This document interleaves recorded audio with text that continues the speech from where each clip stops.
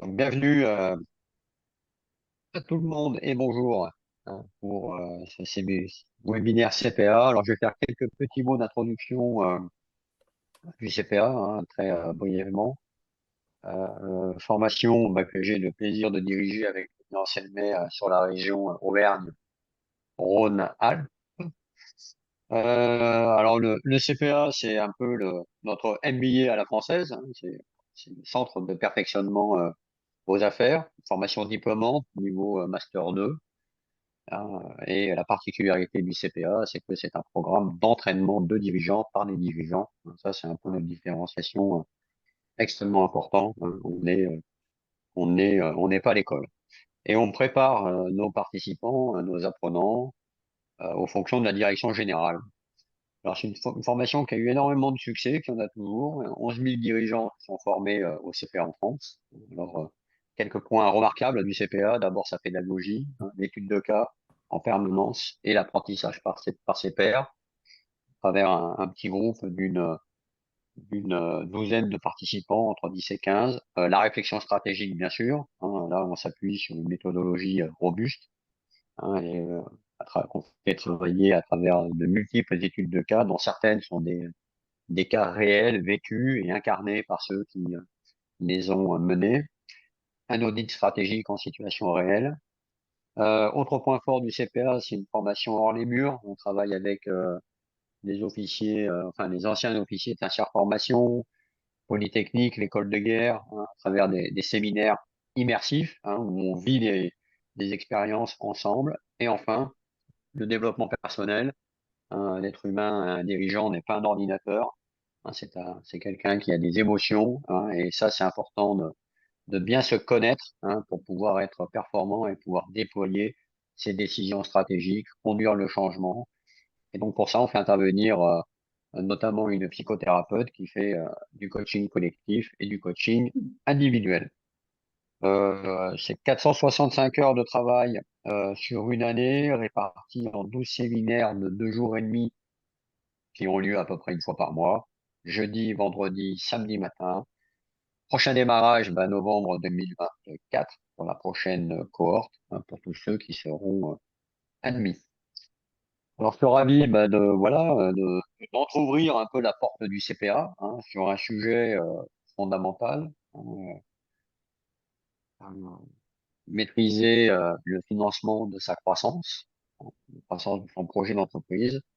Et pour ça, j'ai le plaisir d'accueillir trois intervenants euh, remarquables. D'abord, Rémi Paillard, qui est un professeur émérite en finance, donc qui va bien sûr se présenter, mais qui nous fait le plaisir et l'honneur d'être au CPA depuis que le CPA est sur la région et qui intervient en finance d'entreprise. Plaisir d'accueillir aussi deux CPA aussi que j'apprécie beaucoup. D'abord, honneur aux femmes, Marie-Hélène Grammatikov, qui au CPA a décidé de se lancer dans une aventure, dans l'aventure Lactips, sur un procédé qu'elle a inventé, qu'elle va présenter, et une entreprise derrière qu'elle a développée, auquel elle a dû faire des levées de fonds. Aujourd'hui, elle dirige le projet du Ofitech, donc une nouvelle aventure entrepreneuriale. Et Marie-Hélène nous a fait aussi l'honneur de parrainer une promotion CPA, d'intervenir et de venir témoigner, comme Nicolas Davy, un autre CPA qui a accepté de participer à ce webinaire, qui a lui aussi vécu une aventure entrepreneuriale qui a bien marché, très bien marché, et qui va pouvoir témoigner, qui a fait son CPA alors il y a de nombreuses années et qui aujourd'hui intervient plus dans l'accompagnement de start-upers, qui a un petit fonds, hein, et qui nous fait l'honneur et le plaisir d'intervenir aussi au CPA. Alors le webinaire, c'est très simple, hein, on répond à une problématique qui concerne les dirigeants, bien sûr, hein, la finance d'entreprise et les décisions qu'on doit prendre par rapport enfin, les financements qui doivent accompagner les décisions stratégiques. Et pour ça, eh ben, on fait intervenir un expert qui va nous donner quelques outils, quelques clés, hein, ou quelques points de vigilance à observer. Et on aura le support des témoignages qui viendront eh ben, nourrir la mise en pratique, la mise en place, hein, de ce qu'ils ont vu, notamment au CPA, à travers leur expérience professionnelle dans les startups qu'ils ont développées. Voilà pour l'introduction. Je vous souhaite un bon séminaire. Le webinaire sera enregistré, hein, il sera diffusé pour ceux qui le souhaiteront. Et ben, je laisse la parole à Rémi Paillard. Rémi, c'est à toi. Merci Jean-Noël. Bon, alors d'abord, je voudrais récuser le terme d'expert. Euh, je ne suis qu'un modeste professeur. Alors c'est vrai que j'ai enseigné pendant de nombreuses années, y compris au CPA dans différents lieux, puisqu'il a migré dans différents endroits. Et donc j'ai eu le plaisir d'accompagner des dizaines et des dizaines de dirigeants sur leur complément de formation en matière de finance d'entreprise. J'ai aussi une activité qui est l'essentiel de mon activité aujourd'hui, qui est une activité de consultant avec une spécialité dans l'évaluation des entreprises. Alors, ce qui m'a toujours frappé depuis que j'ai pris ces fonctions, après avoir été apprenti banquier, trésorier d'entreprise, etc., ces fonctions de professeur, en relation notamment avec les entrepreneurs, c'est finalement la difficulté liée à la fois au vocabulaire un peu jargonneux des financiers, il faut bien le reconnaître, et aussi à une sorte de sainte frousse des chiffres pour certains, fussent-ils ingénieurs, la difficulté à prendre les aspects financiers avec, je dirais, avec du recul. Donc, ce que je vais vous proposer tout de suite, c'est à propos de cette question de maîtriser et financer la croissance, c'est justement de prendre un peu de recul en vous donnant deux ou trois idées globales qui me semblent devoir imprégner le dirigeant dans ses réflexions stratégiques. Donc pour ça, je vais partager quelques slides avec vous. Rassurez-vous, très peu. Je vais essayer de ne pas faire trop prof. Euh, mais qui vont permettre de planter le décor, je pense, et de nourrir le débat par la suite.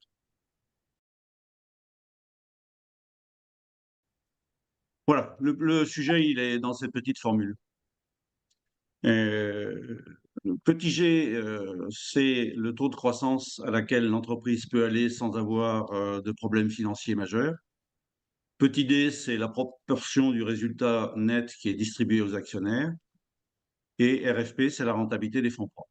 Et donc, ce que nous dit cette formule, c'est que sur la base d'hypothèses de versement de dividendes éventuels, il peut, dans certains cas, et notamment au début de la vie de l'entreprise, y avoir zéro dividende, et d'une rentabilité des fonds propres supposée en moyenne relativement stable, bien sûr, là aussi ça bouge, en faisant l'hypothèse que la structure financière est raisonnable, c'est-à-dire que le niveau d'endettement est suffisant mais pas trop important et n'inquiète pas les différentes parties prenantes de l'entreprise, et en supposant que l'intensité capitalistique soit stabilisée, c'est-à-dire que le montant du chiffre d'affaires réalisé pour chaque euro investi dans les immobilisations et le BFR, la croissance est plafonnée, le potentiel de croissance, si l'on ne veut pas dégrader la structure financière de l'entreprise et se retrouver confronté à des problèmes pour lever des dettes et être éventuellement dans l'urgence obligé de lever des fonds, eh bien, la croissance soutenable, c'est en fait la rentabilité des fonds propres au maximum et moins si les actionnaires prélèvent un peu du résultat. Donc ça, c'est vraiment un élément qu'il faut avoir en tête, parce que dès lors que l'on envisage une stratégie qui va générer une croissance très rapide, ce qui peut évidemment parfaitement se concevoir au moment du lancement d'une activité ou parce que l'on envisage des diversifications de produits ou des diversifications géographiques, il faut savoir que si la croissance que l'on envisage est supérieure à la rentabilité des fonds propres de l'entreprise, il va y avoir un problème. Il va y avoir un problème de financement. Alors, c'est basique, mais ça mérite quand même d'être rappelé. Et à contrario, si l'on a une croissance qui est inférieure à la rentabilité des fonds propres, lorsque l'entreprise est extrêmement rentable, ce qui arrive, je suis en train de travailler sur un exemple d'une société qui fait une rentabilité de pratiquement 80%, si l'entreprise a une croissance inférieure à sa rentabilité, à ce moment-là, soit les actionnaires peuvent prélever d'importants dividendes, soit l'entreprise va faire, comme je le dis souvent, va faire du gras, c'est-à-dire qu'elle va engranger du cash, du cash, du cash, en attendant de pouvoir l'investir dans d'autres activités. Et ce n'est pas forcément son métier. Voilà, donc l'équilibre à maintenir entre croissance et rentabilité me semblait important à rappeler. Alors maintenant, je vous ai préparé deux petits exemples, enfin un exemple. Et si ça vous intéresse, je pourrais vous faire parvenir le petit tableau Excel qui est derrière ces graphiques. Le premier cas, donc dans les deux cas, on part d'une structure où il y a 30 de fonds propres et 20 de dettes. La rentabilité des fonds propres est bonne, elle est à 15%, et la croissance est importante, de l'ordre de 30%. Donc deux fois le potentiel de croissance que génère la rentabilité des fonds propres. Dans le cas en bas, vous avez un feu rouge qui s'allume parce que au bout de 3-4 ans à ce rythme, disons à l'année 4, ça commence à être un petit peu inquiétant et l'année 5, c'est plus gérable. Le montant des fonds propres augmente donc de 15% par an, en gros, et le montant des dettes, pour faire face à la croissance des actifs, est multiplié par 4 en 4 ans. Et on atteint un niveau d'endettement qui n'est pas soutenable longtemps. Très clairement, il faut faire quelque chose à ce moment-là. Et faire quelque chose en l'espèce, ça n'est plus lever des emprunts bancaires, hein, c'est apporter des fonds, c'est-à-dire faire une levée de fonds auprès d'investisseurs ou auprès des actionnaires actuels, avec tous les problèmes que cela peut poser sur le maintien du contrôle de l'entreprise, etc., etc. Donc ça, on va voir dans la deuxième partie de notre discussion, on va voir comment les levées de fonds se passent, quelles sont leurs contraintes, etc. Mais je vais en venir plutôt à la première partie de notre discussion, c'est qu'est-ce que l'on peut faire pour éventuellement engager moins de capitaux pour chaque euro de chiffre d'affaires. Et là, j'ai fait une hypothèse évidemment très simpliste, consistant à dire que l'on va améliorer progressivement le rapport entre le chiffre d'affaires et les capitaux engagés, c'est-à-dire faire plus de chiffre d'affaires avec chaque euro de capitaux engagés. Et je l'ai fait en supposant, très globalement, que l'on arrive à limiter la croissance des capitaux à 80% de ce qu'elle serait si on ne fait rien. Alors, ça peut se faire de différentes façons. On va les évoquer en jouant sur le crédit client, en jouant sur les stocks, en jouant sur les investissements, la sous-traitance, etc. Et dans ce cas-là, si l'entreprise arrive à piloter, c'est-à-dire à maîtriser les conséquences financières de sa croissance en termes d'évolution des capitaux engagés, vous voyez que là, on atteint un niveau d'endettement en ayant rationné, si je puis dire, les capitaux engagés, on arrive à un niveau d'endettement au bout de 5 ans qui est encore pilotable avec un ratio d'endettement de pratiquement 1 pour 1. Voilà, alors ça c'est juste pour planter le décor. Et je vais évoquer un certain nombre de possibilités dans la première partie sur les actions que l'on peut mener pour éviter que les capitaux engagés ne s'envolent en même temps que le chiffre d'affaires.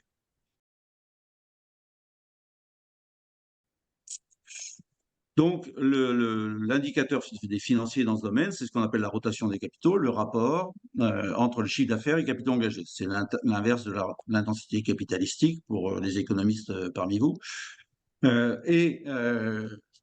Cette notion est très directement liée au choix stratégique que l'entreprise fait, au choix de son business model économique.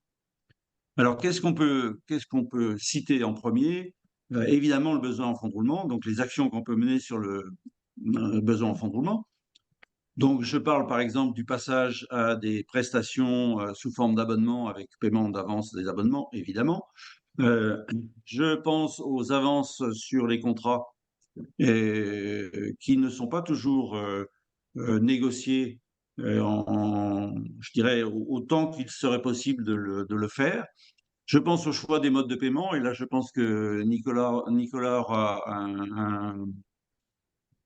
un témoignage à apporter sur ce sujet. Je pense au stock déporté, à la consignation, etc. Enfin, tous les éléments qui permettent de réduire le poids du besoin en fonds de roulement par rapport au chiffre d'affaires.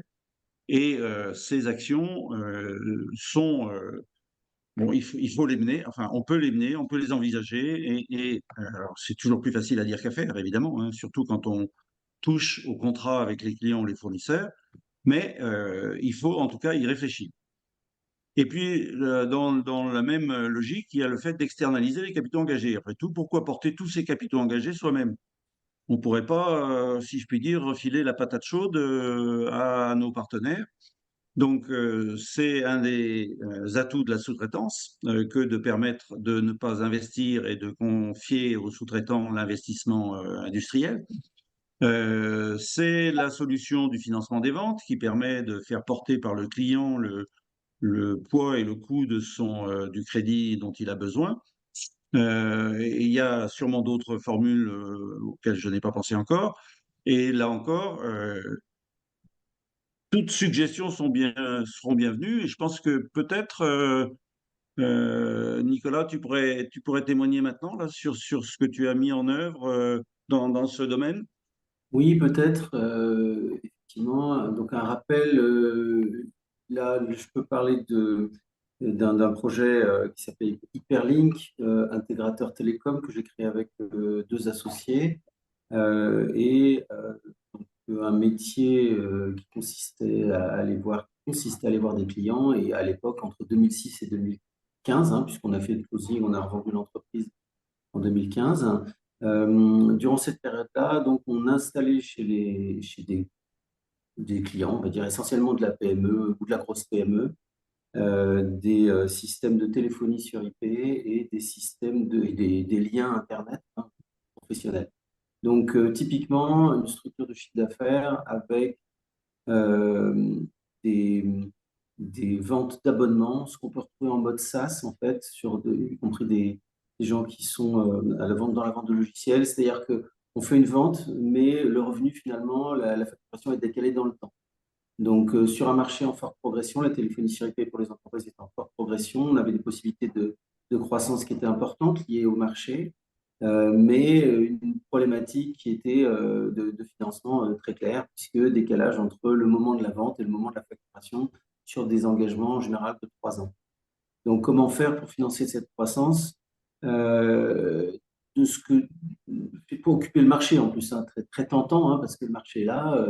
Je dirais, plus on arrive à faire de clientèle, plus on arrive à faire de clients, puis c'est bon, hein, voilà. Donc, la sauce arrive à prendre. Donc, on avait la possibilité de lever effectivement beaucoup de fonds, de convaincre et de aussi on va dire, perdre notre liberté et se lier à des tiers, hein. On a fait un choix qui était différent, c'est-à-dire qu'on a travaillé avec une structure d'agence, on va dire, sur le pays, agence en France, qu'on a appelé des co-entreprises.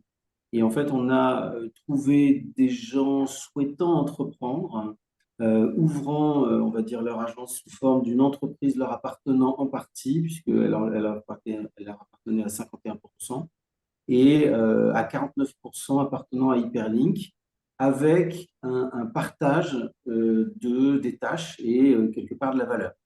Et notamment, à chaque fois qu'on a créé une co-entreprise avec un co-entrepreneur, il y en a eu jusqu'à 10, eh bien, on crée deux choses, enfin, je dirais, très importantes qui étaient un pacte d'associés et un contrat de mise à disposition comment dirais-je, commerciale, d'identité commerciale, hein, je vais l'appeler comme ça, de manière à pouvoir bien balancer, on va dire, l'équilibre entre ce qui se faisait en centrale et ce qui se faisait de manière décalée, notamment commerciale, sur le terrain. Donc, l'avantage de ce système a été de nous permettre effectivement de dépasser ce taux de croissance soutenable grâce justement à ces apports et je dirais, très, très faibles en capitaux, puisque l'essentiel de l'apport qu'on a eu, ce sont ces individus, leur force de travail, l'équipe qu'ils ont constituée au fur et à mesure. Et ça nous a permis d'avoir un développement, je dirais, beaucoup plus rapide que ce qu'on aurait pu avoir par ailleurs. Alors, on a effectivement fait très attention aussi à d'autres paramètres. Rémi, tu en parlais tout à l'heure, et notamment ce qui est le mode de paiement, puisque nous, pour l'essentiel, on faisait de la vente facturée au mois le mois, hein, facturation mensuelle, donc chaque mois, la nécessité d'avoir un paiement. Et donc, on a été extrêmement draconien sur la mise en place des autorisations de prélèvement. C'était avant les prélèvements CEPA, les prélèvements existaient déjà, mais donc on a connu un peu ce passage. Et donc, quitte à faire éventuellement parfois des délais de paiement, mais pour se passer d'un poste ou des coûts liés au recouvrement, et surtout d'avoir une traçabilité sur la rentrée de la trésorerie, de manière à pouvoir maîtriser la trésorerie. Voilà. Et je voudrais faire une dernière remarque sur cette trésorerie. À un moment, on a notre principal fournisseur qui a été racheté. En l'occurrence, on travaille avec un petit opérateur qui s'appelait B3G, qui a été racheté par Completel, et ensuite a été racheté par SFR, hein, comme on le sait. Et en fait, les habitudes de Completel en termes de facturation, de paiement surtout des factures, pas du tout les mêmes que celles qu'on avait précédemment. Donc on s'est dit, oulala, on va se retrouver un petit peu avec un credit crunch à notre niveau. Et donc on a fait une levée de fonds en essayant de se diluer le moins possible. Alors on va en parler pas mal, je pense, avec Marie-Hélène, les levées de fonds, mais nous, on a aussi opté pour partie avec une solution sur des OC comment dirais-je, qui pouvaient être transformés en actions, mais qui, d'un accord dès le départ, ne devaient pas l'être. Voilà, donc c'était à l'époque Somi Dumec qui travaillait comme ça, et on avait en fait Capital, Crédit Agricole Création et Somi Dumec. Et Somi Dumec, aujourd'hui, je ne sais pas s'il continue, mais les gens de Somi Dumec le continuent avec une structure qui s'appelle Mermoz, qui est sur Lyon et qui est, à mon avis, très intéressante à regarder pour des petits tickets en tout cas, de manière à se diluer le moins possible. Quand on a une autre société qui est en forte croissance, on sait très bien qu'elle va valoir je dirais, une somme significative à terme, et donc on n'a pas trop envie de se diluer. Et donc voilà, donc on a travaillé sur ces aspects-là pour justement, compte tenu de notre taux de croissance comment dirais-je, soutenable, pouvoir quand même dépasser cette croissance, et c'est ce qui s'est passé, hein. Voilà, donc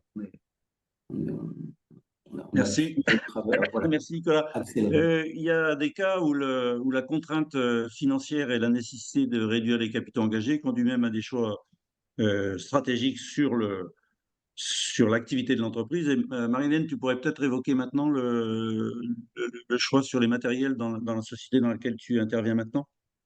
Oui, effectivement, non. Donc, Lufitech est une entreprise qui vend du matériel de lyophilisation. Donc, on a plusieurs gammes. Et en gros, on va dire, on a des petites machines autour de entre 300 et 400 000 euros, et des grosses machines entre 1 million et 1,5 million, on va dire, ça dépend des options. Et du coup, comme c'est une entreprise qui est très jeune, et que, donc là, bon, on vient de lever des fonds. Il n'empêche que si on calcule, le besoin en fonds de roulement en respectant les dates de paiement des clients, tout va bien, puisqu'on s'arrange pour avoir des dates de paiement qui sont avant le paiement des fournisseurs, hein. Enfin, il y a des échéances. Il n'empêche que si je prends une marge de risque, à ce moment-là, je me dis que vendre des grosses machines, c'est un risque majeur au niveau de la trésorerie. Donc, du coup, étant donné ce risque et les capitaux, enfin l'argent qu'il faut engager pour faire des grosses machines, s'il y a des retards de paiement, eh bien, notre stratégie d'entreprise aujourd'hui, elle est sur la vente de petites machines, en tout cas sur les mois qui viennent, de façon à pouvoir engranger d'abord du cash avant de pouvoir passer à de la grosse machine. Donc, on a eu un impact du besoin en fonds de roulement sur notre stratégie de vente. Voilà. Donc ça, c'est qu'on a pris en compte en termes de risque. D'accord. Voilà, en termes essentiellement d'incertitude sur le cash. Enfin, du fait de l'incertitude sur le cash, beaucoup plus importante sur les gros équipements que sur les petites machines. Bon, les vendeurs de machines, on a des gros à-coups de besoins en fonds de roulement suivant Hmm, qu'on a vendu une machine bien sûr, bien sûr. ou Hmm. pas.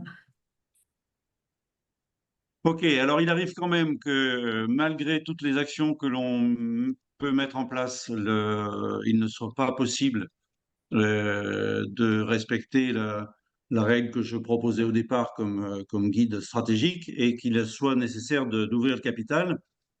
Alors, j'ai évoqué ça, pardon. Voilà. Donc, on va passer au deuxième volet de notre webinaire, c'est-à-dire, et s'il faut trouver des investisseurs pour lever des fonds, si on doit faire appel à des financiers pour apporter du capital. Alors, là aussi, des discussions avec les dirigeants, je retiens une chose, c'est le choc relativement important, le choc de culture, la première fois qu'un entrepreneur rencontre des financiers. Ils me disent souvent qu'ils ont l'impression de ne pas parler de la même entreprise quand ils présentent leur projet et quand le financier parle de l'aide qu'il pourrait apporter. Alors, je voudrais juste rappeler deux, trois choses très simples pour bien comprendre le point de vue des investisseurs. Deux ou trois choses que je sais d'elle, non, deux, enfin, d'elle ou deux, peu importe. Alors, premièrement, cette étude qui vient de sortir de l'université Pepperdine aux États-Unis sur les attentes de rentabilité des investisseurs. Donc, vous avez en droite les business angels.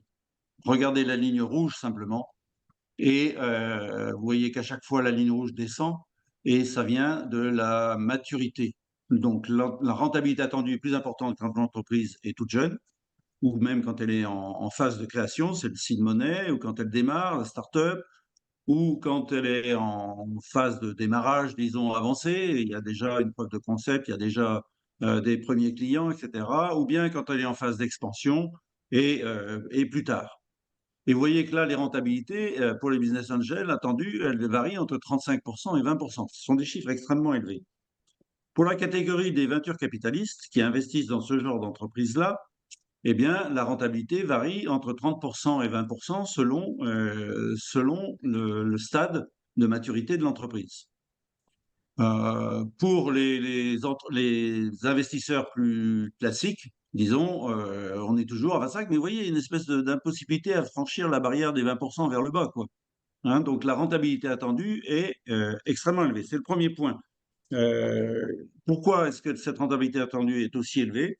Ben, tout simplement parce qu'il y a de la casse et que sur 10 investissements faits par les investisseurs, il y en a un nombre significatif qui ne réussit pas, et donc où la rentabilité est de moins 100%, un nombre non négligeable d'investissements qui, entre guillemets, végètent, donc qui assure une rentabilité très modeste pour les investisseurs, et puis quelques stars qui génèrent l'essentiel de la rentabilité du portefeuille de l'investisseur.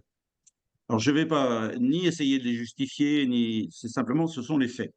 Hein. Donc, ça, c'est la première chose qu'il faut savoir. Deuxième chose qu'il faut savoir, et qui choque énormément les entrepreneurs,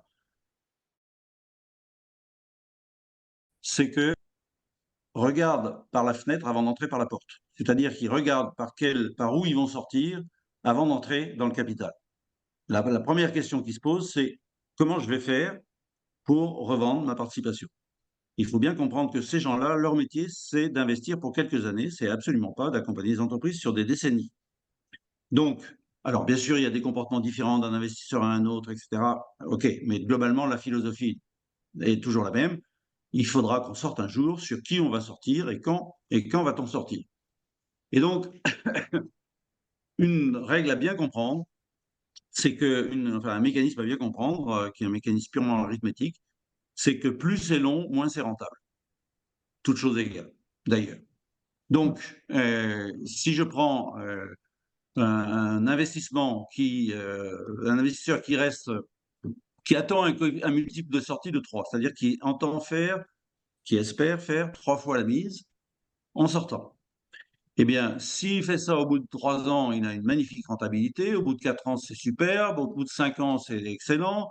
Au bout de 6 ans, c'est dans ses normes. Au bout de 7 ans, il est à 20%. Au bout de 8 ans, il est en dessous du 20% qui sert de limite basse, en quelque sorte, de la rentabilité attendue. Donc, en clair, ça veut dire que, au-delà des discours qui sont tenus, il faut bien comprendre que le point de vue de l'investisseur, c'est plus je peux sortir vite, mieux c'est. Alors, évidemment, c'est caricatural ma formulation, mais c'est quand même l'esprit. Et donc, les questions, c'est comment je sors, sur qui, donc en vendant à qui, et sous quel délai.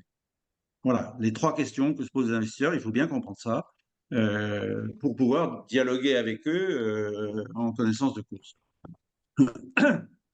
Et donc, quel multiple de sortie puis-je espérer? Alors, attention au terme de multiple, hein, il y a une confusion possible avec les multiples de valorisation, du genre valeur d'entreprise sur EBITDA ou autre. Ça, c'est bien le multiple de sortie, c'est quand je mets 100 dans cette entreprise, je veux sortir à 2,5 ou 3 fois le montant que j'ai investi, c'est-à-dire à 250 ou 300. Alors, le raisonnement, je vous donne un exemple, et ensuite on va en venir au témoignage. Excusez-moi. La logique que j'évoque là conduit à justifier, ou à éclairer en tout cas, le prix auquel ils sont prêts à rentrer, les conditions dans lesquelles ils souhaitent rentrer. Alors, je prends un exemple. Supposons que, en faisant une première estimation à la grosse de l'entreprise dans 5 ans, sur la base de 5 fois l'EBITDA, l'entreprise vaudra, supposons que l'entreprise vaudra 10 millions, et une fois déduit les dettes nettes, les fonds propres vaudront 9 millions.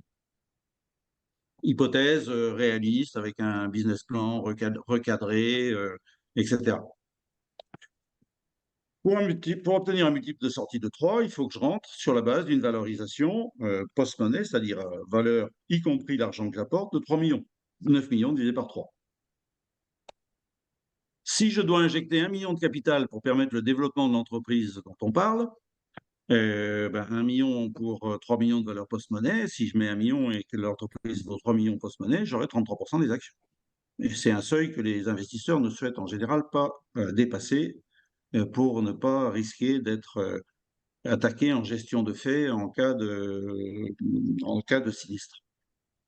Et donc, sur ces bases-là, parce que je veux un multiple de 3 qui me permet de m'assurer normalement une rentabilité suffisante compte tenu de mes objectifs d'investisseur, pour une entreprise qui vaudra 10 millions et donc des fonds propres, des actions qui vaudront 9 millions dans 3 ans, avec un multiple de 3, ça fait 3 millions. Si je mets 1 million, eh bien, la valeur de l'entreprise aujourd'hui pré-monnaie, elle est à 2 millions. 3 millions moins le million de capital que j'apporte. Et ce chiffre-là, il sera extrêmement difficile d'en faire démordre l'investisseur, pour les raisons que je viens d'évoquer. Donc, il faut bien comprendre que dans cette situation de la levée de fonds, la question que pose, la valorisation que l'investisseur fait n'est pas une valorisation de l'entreprise telle qu'elle est, mais du prix auquel il peut raisonnablement rentrer compte tenu des perspectives de la société. Et donc, le chiffre qu'il annonce, ou les conditions dans lesquelles il propose de rentrer, en termes de montant apporté et de pourcentage des actions détenues après, qui génère donc implicitement le prix, ce prix est fait sur la base d'une valorisation future et d'un multiple de sortie, et pas forcément de ce que vaut l'entreprise aujourd'hui. Et il faut bien comprendre ça, parce que quand on rentre en négociation avec les investisseurs, c'est la façon dont ils fonctionnent, ils ne le disent pas forcément, et ça permet d'éviter les malentendus. Voilà, alors maintenant, ce que je propose, c'est qu'on rentre un peu plus dans les témoignages. Donc, peut-être que, Marie-Hélène, tu pourrais nous raconter un peu l'histoire de Lactips. Lactips, c'est une deep tech industrielle, mais en fait, j'ai créé cette entreprise avec un chercheur. Donc, au début, on était vraiment au stade laboratoire de l'université. Et donc, on est parti à 1,2 ETP dans cette entreprise. Donc, je vous marque, on a mis 40 000 euros, hein, c'est la levée de fonds initiale avec les associés initiaux. Donc, ce qu'il faut voir, c'est que cette entreprise-là, il fallait l'amener du laboratoire à la chaîne industrielle et qu'on fait des matériaux plastiques. Donc, on est fabricant de matières plastiques. Donc, sur le niveau de chaîne de valeur, on est on est au même niveau de la chaîne de valeur que BASF ou Dow Chemical, mais ça, c'est dans l'activité que fait l'Actips, bien évidemment, en bien moins gros. Donc, on voit il y en a une grosse intensité capitalistique, qu'il faut faire énormément de choses. Donc, qu'est-ce qu'on a fait? En 2014, on a créé l'entreprise avec ses 40 000 euros initiaux. Typologie des associés, bah, c'est les associés initiaux. On a levé du bancaire. Donc là, c'est un petit point pour vous dire, vous pouvez lever du bancaire même quand vous avez 40 000 euros de fonds propres et que vous commencez. Il y a des dispositifs pour ça. On a eu quand même de la subvention puisqu'on a gagné à iLab. On a été grand prix du jury et on a eu 350 000 euros d'ILab. C'est une précision, j'ai pris que les chiffres qui sont publiés parce que je ne voulais pas voilà, publier autre chose que ce qui était déjà publié. Et cette première levée de fonds, enfin, c'est ce premier argent, ça a été vraiment pour pouvoir réaliser la première levée de fonds. En réalité, on était dans l'incapacité de faire toute autre chose avec ces sommes d'argent. On a démarré le projet iLab, bien sûr. En 2015, on a levé 1,2 million et donc avec des fonds français, Demeter et Imertec, qui ont ensuite fusionné. Donc ça, c'était une petite surprise, mais donc effectivement, ça peut toujours arriver, ça peut être dans les tuyaux. Donc nous, on s'est retrouvé de 2 fonds à un seul fonds. On a eu beaucoup de bancaires, puisqu'on avait levé des fonds. Et on a eu beaucoup de subventions parce qu'on a eu notamment de l'argent de revitalisation, de France Agrimaire et ça, mais surtout, on a eu 1,5 million d'un programme de subvention européen. Donc, si on veut, on parlera des programmes de subvention européens, parce qu'il y en a un deuxième à 2,5 millions plus loin. Ça, c'est des programmes qui sont subventionnés à 70% et qui permettent vraiment de faire une grosse différence. Donc, cette première levée de fonds avec 1,2 million, c'était de développer du produit, surtout d'installer un démonstrateur pilote. Hein. C'est de passer du laboratoire au pilote et, dans la mesure du possible, d'installer une première ligne un peu plus grosse qui nous permette de commencer le scale-up. Parce que là, le sujet de développer des matériaux plastiques, c'est de faire le scale-up en même temps qu'on développe les applications parce que le comportement du matériau n'est pas le même sur une grosse machine que sur une petite. Donc, il y a vraiment des difficultés. En 2017, on a levé 3,7 millions et en fait, c'était une levée de fonds qui aurait dû se faire sur 5 millions. Et on a moi, j'avais prévu 2 corporates, BASF et un autre corporate. Et finalement, on a eu, voilà, il s'est passé des trucs qui font que l'autre n'a pas pu rentrer, on va dire ça comme ça. Donc, je voulais vous montrer aussi la diversité de la typologie des investisseurs qu'on peut avoir. Donc là, on a levé du bancaire encore et on a relevé de la subvention. Là, on a acheté du foncier pour une usine, pour l'installation d'une usine. Et là, l'objet de cette levée de fonds, c'était continuer à développer des produits. On avait fait une vente de produits de 2 millions à BASF. Donc, il fallait continuer la partie commerciale et commencer l'industrialisation sur la supply chain, toute la supply chain de nos différents produits. Et voilà, donc on a acheté du foncier, on a construit une SCI. Si on veut, on pourra expliquer aussi comment ça se passe à ce niveau-là pour construire. C'est la SCI qui a fait la dette de 6 millions et nous, on a décaissé très peu en réalité. On a été beaucoup aidés là-dessus. Et en 2020, donc 13 millions d'euros, je n'ai pas marqué le niveau de notre consommation de cash parce que ce n'est pas quelque chose qui est public, mais on voit bien qu'on a plus de consommation. Et on a rentré un deuxième corporate, Mitsubishi Chemical, parce que c'est quand même assez important d'avoir, si on a des corporates, on pourra en parler, d'avoir 2 corporates pour avoir une contrebalance des choses qui peuvent être décidées. Et pour stabiliser la totalité du tour, j'ai fait rentrer BPI, l'ASPI, donc la Société des projets industriels. Et là, on a levé cet argent pour continuer à développer les produits, les différentes lignes de produits, pousser les ventes de produits et construire une usine pour être capable de délivrer ces produits avec, encore une fois, une grosse subvention de 2,5 millions. Donc ça, c'est cette structure-là.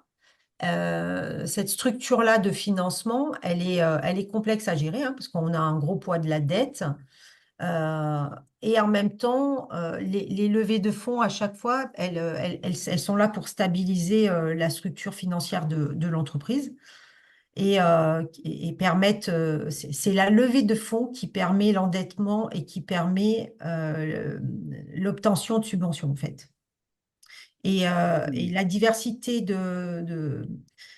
toute cette diversité de financement de l'entreprise fait qu'on peut faire des projets sur une deep tech. Encore une fois, c'est une start-up, c'est une deep tech industrielle qui ne fait pas de chiffre d'affaires au départ, ou très peu en fait. Voilà. Hmm. En tout cas, sans commune mesure avec les investissements qu'il faut faire et pour Bien sûr. développer et pour produire. Ce que ça démontre en tout cas, c'est qu'avec beaucoup d'énergie et beaucoup de temps consacré à lever des fonds, il est encore possible de créer une entreprise industrielle en France. C'est rassurant quand même, quelque part. Et ouais. C'est rassurant. Mais je pense voilà, il y a eu beaucoup d'énergie dépensée. Nicolas, tu pourrais en dire un tout petit peu plus sur ton mécanisme d'obligation convertible? Parce que un des problèmes, c'est évidemment qu'au fur et à mesure des levées de fonds, il y a une dilution de l'actionnariat des actionnaires initiaux. Et un de leurs soucis, c'est évidemment de garder le contrôle du développement de leur affaire, ce qui est probablement pas possible dans un cas comme celui de Marie-Hélène. Mais il y a des solutions sur des situations un peu moins capitalistiques, comme ces fameuses obligations convertibles, non convertibles, quoi. Oui, oui, sachant que, comment dirais-je, on le voit il y a une colonne bancaire aussi chez Marie-Hélène. La problématique de l'endettement bancaire, enfin, il y a plusieurs problématiques, mais il y a une problématique aussi qu'il faut rembourser. Et donc, ça Ah, suppose aussi, voilà, donc ça consomme encore du cash. Voilà, donc effectivement, trouver du capital ou de l'équivalent capital est quand même bien agréable. Sachant que effectivement, comme je le disais tout à l'heure, chez Hyperlink, on avait une croissance qui était forte, mais une rentabilité qui était faible. En gros, dès qu'on avait de l'argent, on embauchait des gens, on essayait d'aller le plus vite possible.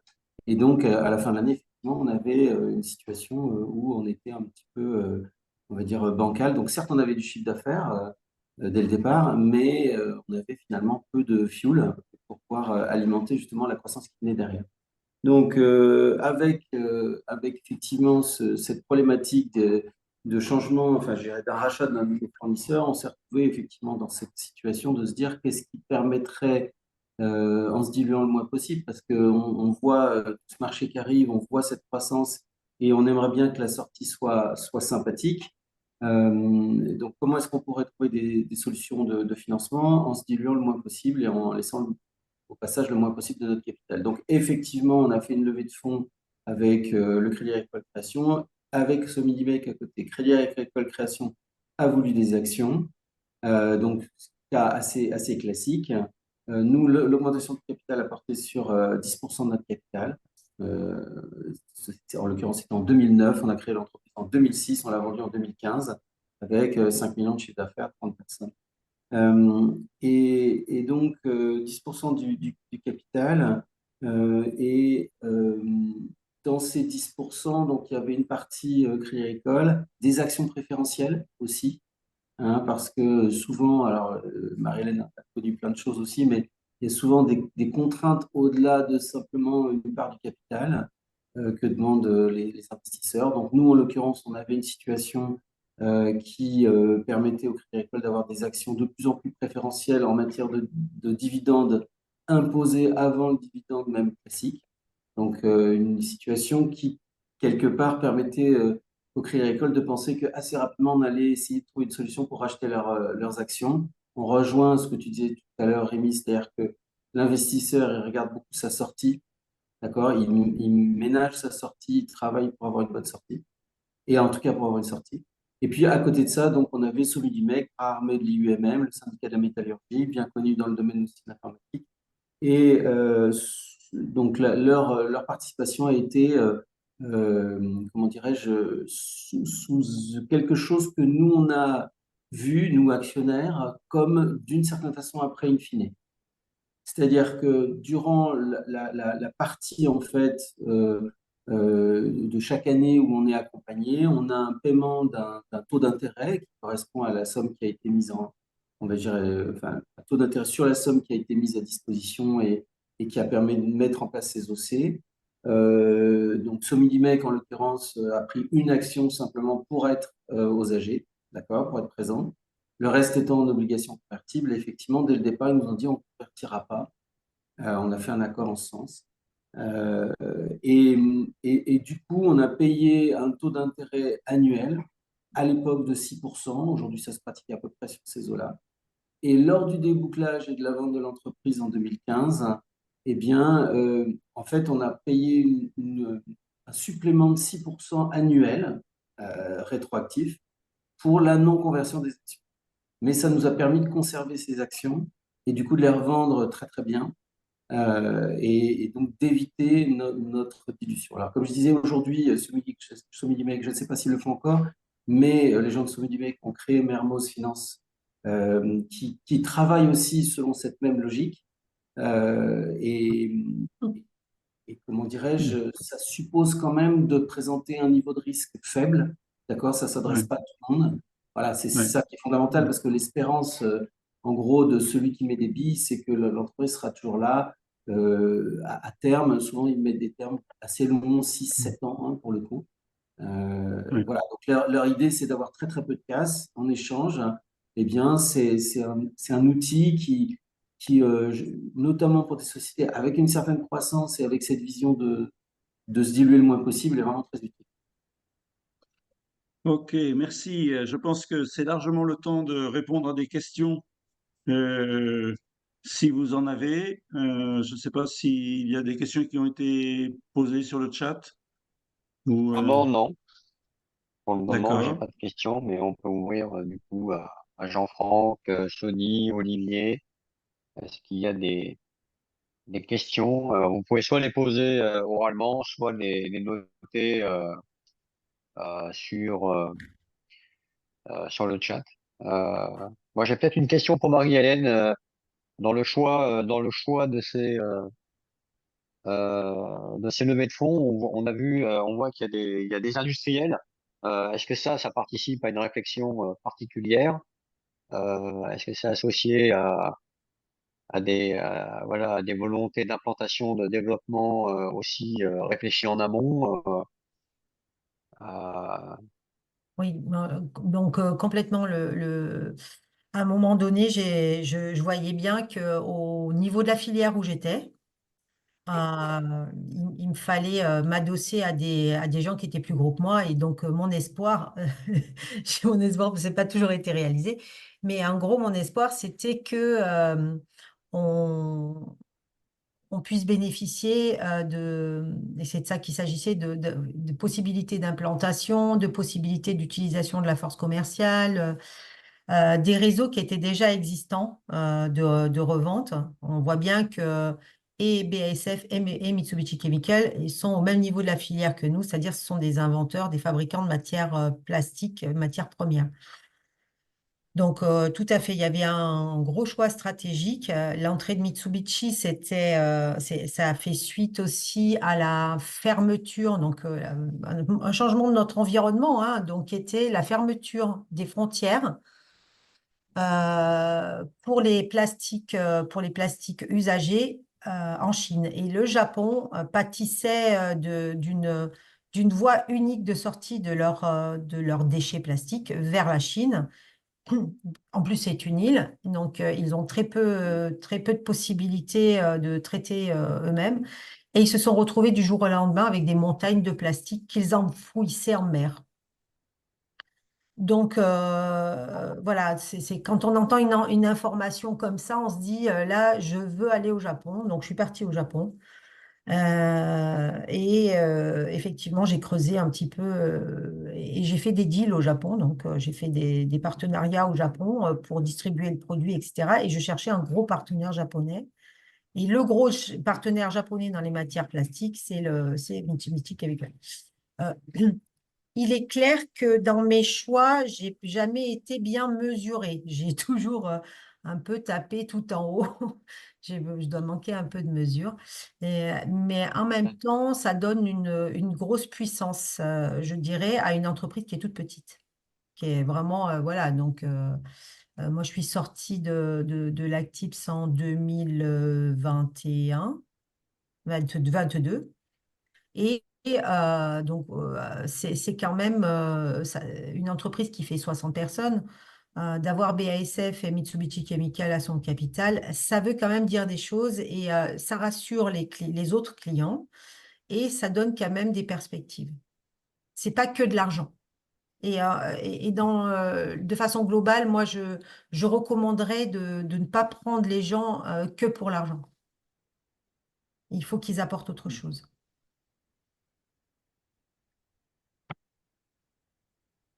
Merci. Non, mais je vais laisser, merci, ouais. Est-ce qu'il y a d'autres questions?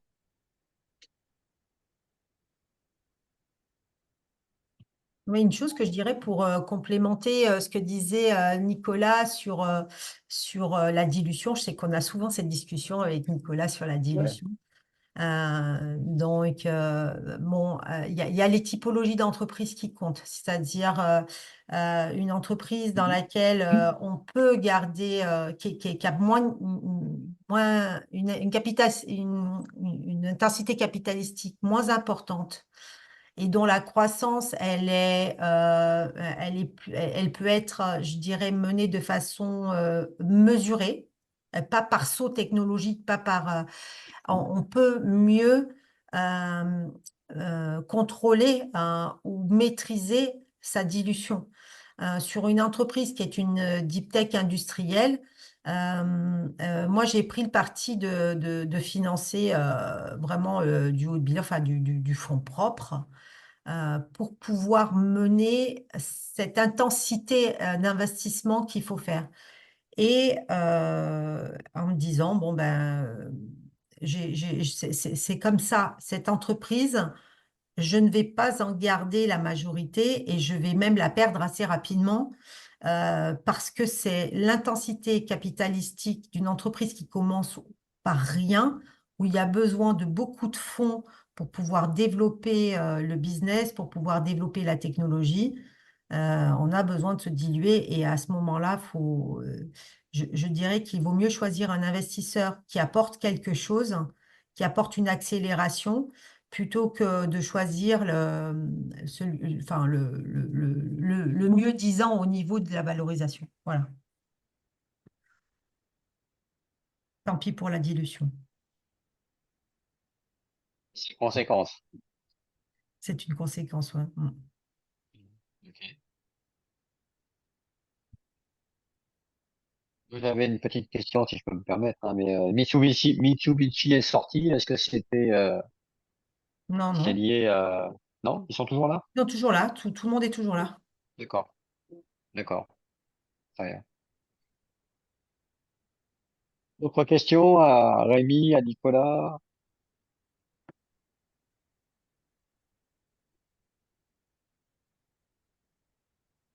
Guy, Olivier, Jean-Franck, ou Nicolas à Marie-Hélène, ou Marie-Hélène à Nicolas?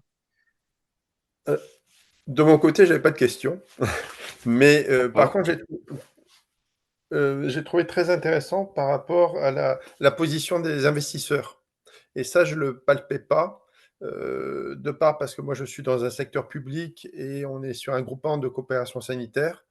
Donc, j'avais pas du tout cette vision et j'ai trouvé ça très intéressant. Et après, sur l'aspect, ce qu'indiquait Marie-Hélène, nous, sur l'aspect industriel, parce qu'on a un outil industriel très important sur la blanchisserie, on a une blanchisserie. Mais on n'est pas du tout dans le même rapport de force parce qu'on est sur un milieu, entre guillemets, captif de par nos clients, parce que ce sont des adhérents. On a une production pour 800 lits et par contre, on n'a pas besoin de recherche extérieure.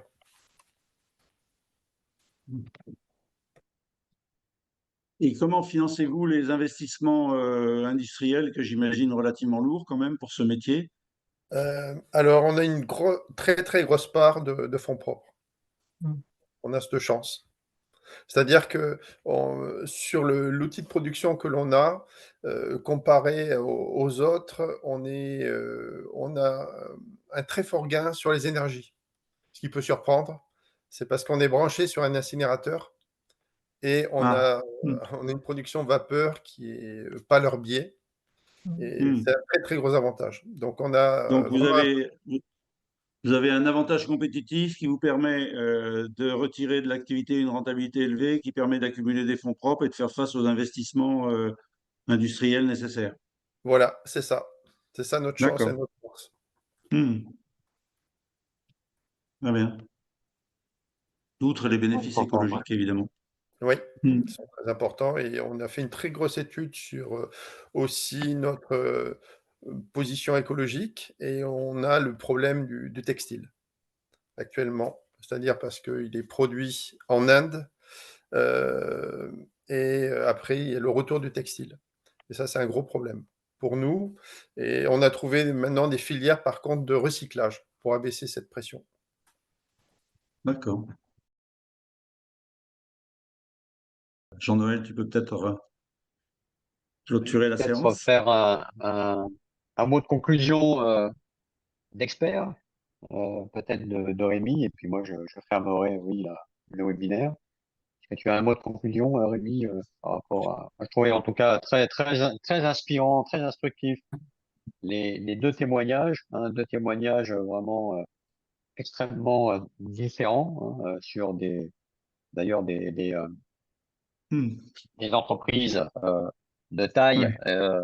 et extrêmement, voilà, c'était très riche, très intéressant. Donc je suis ravi du choix des témoignages, très complémentaires de ce qu'on a pu en tirer. Et puis je laisse à Rémi peut-être un petit mot de conclusion sur le thème Oui, avant de moi, conclure et de fermer le film. Oui, ce qui est frappant, alors on n'a pas eu le temps de rentrer dans le détail des chiffres, mais ce qui est frappant dans les deux témoignages apportés, c'est la différence de pression capitalistique. Et je pense que le dernier point finalement pour un dirigeant, c'est d'avoir une bonne conscience de cette pression capitalistique.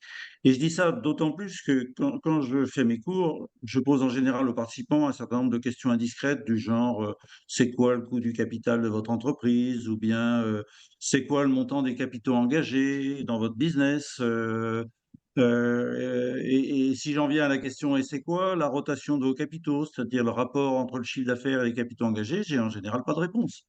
Ce qui veut dire que cette dimension absolument cruciale de l'intensité capitalistique n'est le plus souvent pas encore intégrée dans les raisonnements fondamentaux. Et c'est un point, à mon avis, fondamental. On ne dirige pas une start-up à nature industrielle ou une start-up à nature de prestation de services de la même façon, parce que tout simplement, les enjeux financiers ne sont pas les mêmes.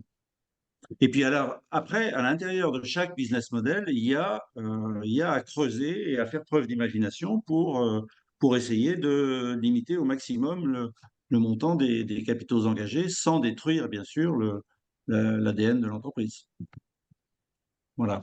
Donc, une bonne conscience de cette intensité capitalistique me semble être le point de départ. Et le mot de la fin. Le mot de la fin. Eh ben, merci beaucoup. Bon salon, Marie-Hélène. Beaucoup de succès au salon pour lequel tu es. À très bientôt, Nicolas. Merci beaucoup pour ta participation. Et puis merci beaucoup, Rémi, pour voilà, ton intervention en regard d'expert. Merci Adeline pour le support technique. Et puis à Jean-Franck, Olivier et Sony, eh ben, bonne continuation, bonne journée. À très bientôt. Merci d'avoir été présent. Bonne journée à Merci à tous. vous. Bonne Au journée. revoir. Merci. Au revoir. Au revoir. Merci beaucoup. Merci pour les interventions. Au revoir. Merci à vous.